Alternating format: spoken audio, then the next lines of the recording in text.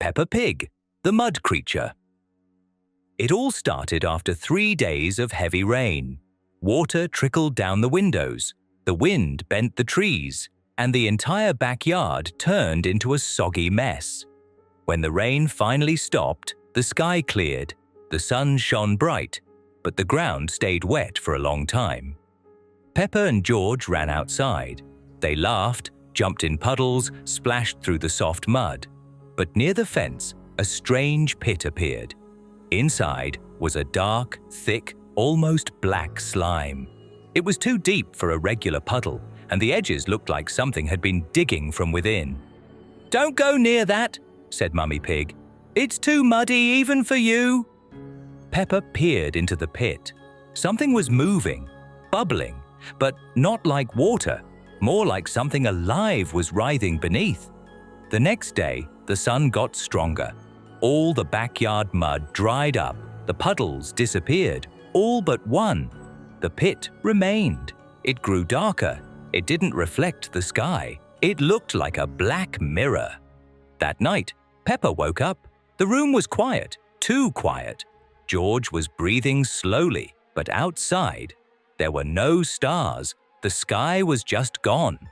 Peppa walked to the window and saw it. A figure standing in the pit, shaped like her, same form, same dress, only made of slime, the color of wet, dark earth. Its face was smooth, glossy, but had no eyes, just two deep black hollows, empty. "Peppa," the creature said, slowly, with pauses, as if it was trying to remember how to speak. The voice was hers, but distorted, like someone had heard her during the day and was trying to copy. Peppa jumped away from the window and hid under her blanket. She didn't sleep until morning. The next day, the pit still hadn't dried up. Even the grass nearby had already cracked under their hooves. Daddy Pig brought a shovel, planning to fill it with dirt. But when he dug in, the shovel sank almost all the way down.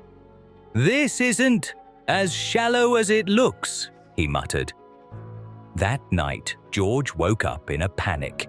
He cried that someone was looking through the window. It was Peppa, but not Peppa. Peppa looked and saw the creature no longer in the pit. It stood on the path, closer. Its eyes glinted with the porch light. It didn't move, only its lips twitched. Slowly, a pause, then again. Pepe. On the third day, muddy footprints appeared at the front door. Mummy thought George had gotten dirty, but the prints were too large, almost adult-sized. Daddy Pig began to worry. He tried pouring a bucket of sand into the pit. It vanished, completely. No splash, no gurgle. That night, Peppa woke again. On her pillow, a dark drop. It smelled like swamp water, and on the floor, near the bed, a footprint. Just one. Wet. Peppa flinched and looked toward the door. It was ajar, and behind it, a shadow. Still, silent. "I see you." The creature kept copying her voice, clumsily, with pauses, like it was still learning to be her. On the fourth night, Peppa awoke to a strange sound, a scraping, from downstairs. She crept into the living room. The window was slightly open. The room smelled damp, and on the glass, drawn with a muddy hoof, was a message. "I am Peppa. Daddy Pig tried to find the pit in the morning, but in its place was only a crack in the soil, and around it, footprints leading toward the house." Peppa didn't say anything, but that evening, when she looked into the mirror, it was fogged, and in the reflection behind her, someone stood, smiling, silently, and her own hoof was stained with mud, even though she hadn't left the house all day. The scary Peppa Pig episode that never aired on TV late evening, Peppa and George lay in their beds. Peppa on top bunk, George below with his dinosaur. Moon created strange shadows. Peppa heard creaking. Wall shadow moved by itself, growing bigger. "George, do you see?" she whispered, but brother slept. Peppa climbed down. Corridor seemed endless. In living room, nightlight created eerie shadows from furniture. kitchen sounds, plates moved alone, fridge opened by itself. Frightening. Peppa ran to parents, bed empty, sheets tucked neatly, as if nobody slept. Where were parents? Basement door ajar, light and voices below. Peppa descended creaky stairs. Strange room with old photos without faces. Table with candles in center. Parents sat with backs to her, motionless. Coming closer, realized, not parents, but strange figures. Peppa ran upstairs in terror. Staircase became longer, steps creaked louder. In bedroom, George vanished. Only dinosaur with red eyes on pillow. In yard, family silhouettes stood in circle, watching her. Faces blurred, all waved synchronously. Peppa's reflection in mirror waved by itself, smiling unnaturally. House filled with laughter from walls. Laughter grew louder, echoing everywhere. Peppa closed eyes, counted to 10, opening them. In bed, George sleeping below. But shadows still moved. Sleep wouldn't come. Lay until dawn with open eyes. Morning was normal. Family had breakfast, laughed. But Peppa remembered and caught strange glances. Every night watched shadows. House kept secrets. Last night before moving, shadows returned. Now not alone. Peppa understood. House wouldn't let go. Shadows became part of family. New house waited, but shadows already knew the way there. In moving truck, Peppa saw familiar silhouettes in mirrors. Some houses remember their residents forever. Wherever Pig family lived, shadows would always find them again. A lost Peppa Pig episode that never aired on TV. Evening descended upon Peppa Pig's house, bringing with it an unusually strong wind. It howled in the chimneys, rattled the shutters, and rustled the leaves of the trees outside the window. Peppa and George were already in their beds, but they couldn't sleep. The wind sounded different than usual. In its howls, strange, almost melodic notes could be heard, and sometimes it seemed to whisper. Peppa listened intently. The whisper became clearer and clearer. It called her name. A quiet, drawn-out voice that seemed to penetrate through the walls. George, lying nearby, stirred. He heard it too. His small eyes were wide open, staring into the darkness, trying to understand where the sound was coming from. The whisper began to tell a story about the wind that was once something else, something that lived in the air but had no form, something that was looking for a home. And now it had found it. The whisper grew closer, as if the wind was entering the room. A cold, invisible current of air touched Peppa's face. She felt her hair stand on end.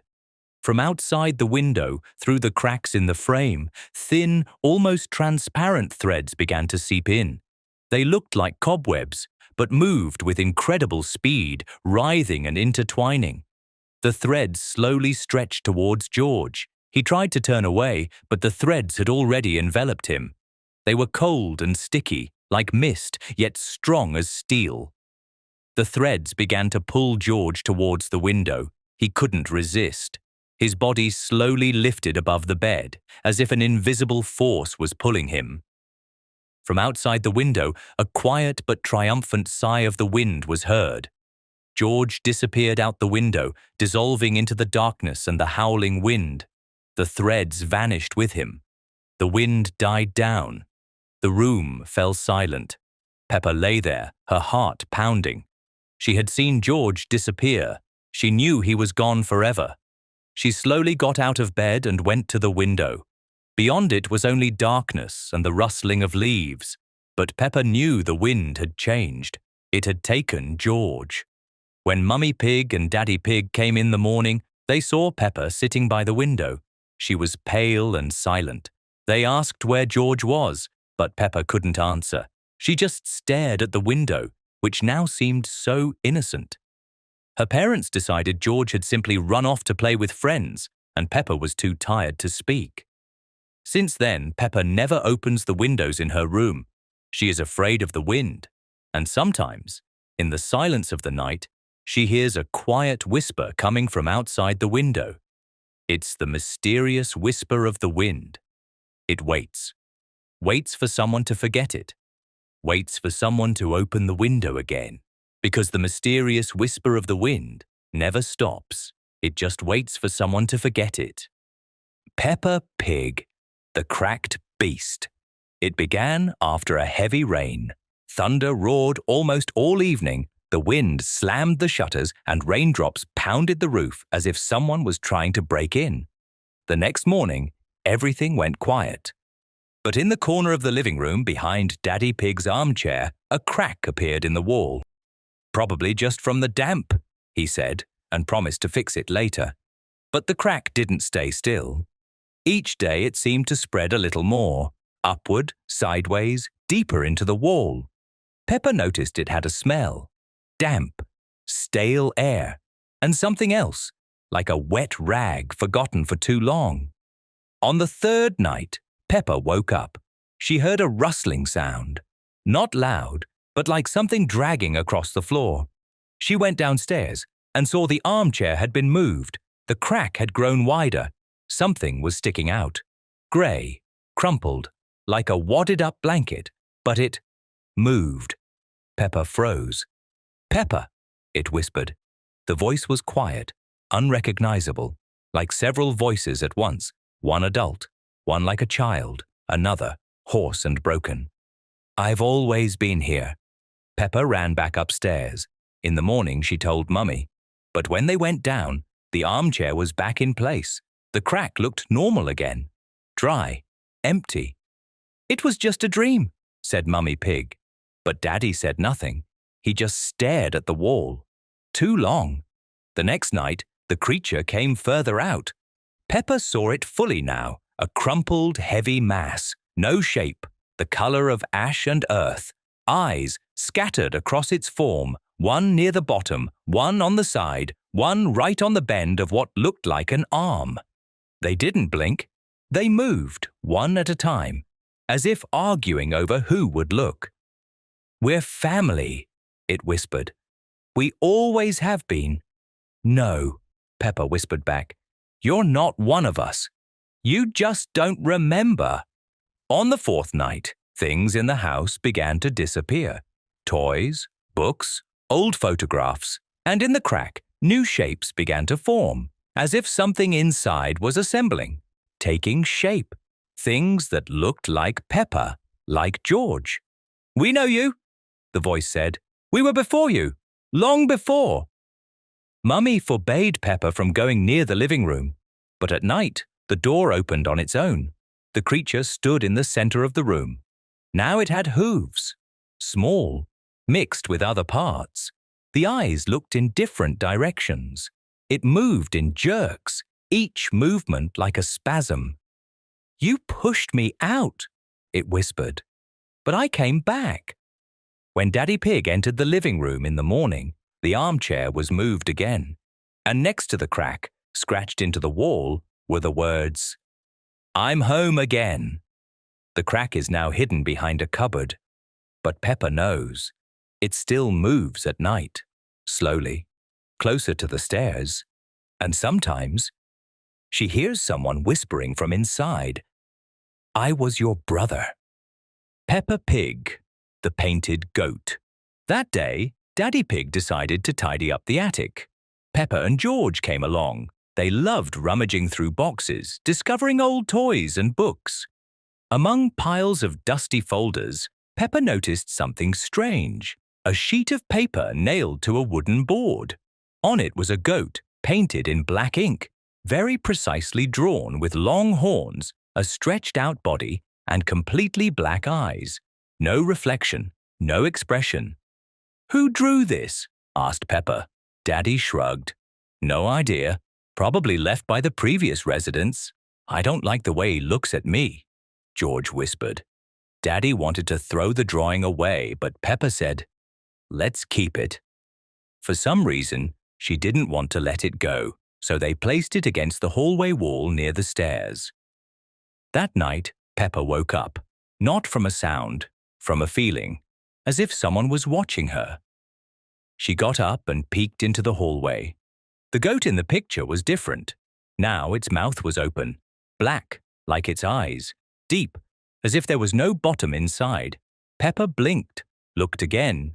Yes, the mouth was open. "George, wake up!" "Huh? Look!" But when George came to see, the picture was back to normal. Silent, closed, with its mouth shut again. The next morning, Daddy Pig looked puzzled. Did someone move the picture? It's standing differently. "No," said Peppa. But she knew no one had touched it. It had moved by itself. Closer to the stairs now, just a little, but definitely closer. On the second day, the mouth was wider, the corners stretched out, and one eye looked shinier, almost like it was glistening. Mummy Pig tried to take the board out to the shed, but couldn't lift it, even though it used to be light. "What nonsense," she muttered. "I must be tired." On the third night, Peppa woke again. A creak came from downstairs. She stepped into the hallway. The drawing was gone. The board now stood right by the front door, turned directly toward her, as if he had moved himself. And the mouth, it had changed again, pulled sideways into a crooked grin, and the eyes were looking up, exactly where Peppa was standing. "This is a dream," she whispered. But the soft sound of footsteps wouldn't let her sleep until morning. Now the drawing is kept in the closet.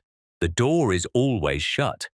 But at night, you can hear the board shifting, scraping, rustling. One day, Daddy Pig found the picture standing by the door again. No one had opened the closet. A crack now runs through the board, right across the eye, as if something inside is trying to break out. Peppa doesn't look at it anymore, because each day the goat seems more three-dimensional, and one day it might take a real step.